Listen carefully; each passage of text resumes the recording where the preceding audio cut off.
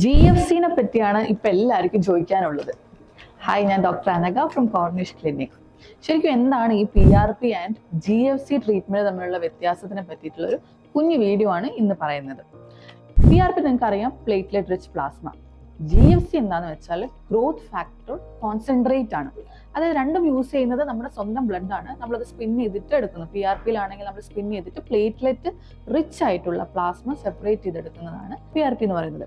Growth factor കോൺസെൻട്രേറ്റിൽ എന്താണെന്ന് വെച്ചാൽ ഈ ബ്ലഡിലുള്ള ഈ പ്ലേറ്റ്ലെറ്റ്സിലുള്ള ഗ്രോത്ത് ഫാക്ടർ ആണ് ആക്ച്വലി നമുക്ക് നമ്മുടെ ഹെയറിന് ആവശ്യമായിട്ടുള്ള കാര്യം. ഈ ഗ്രോത്ത് ഫാക്ടേഴ്സ് അതിനെ മാത്രം എക്സ്ട്രാക്ട് ചെയ്തെടുക്കുന്ന ഒരു പ്രൊസീജിയറാണ് GFC എന്ന് പറയുന്നത്.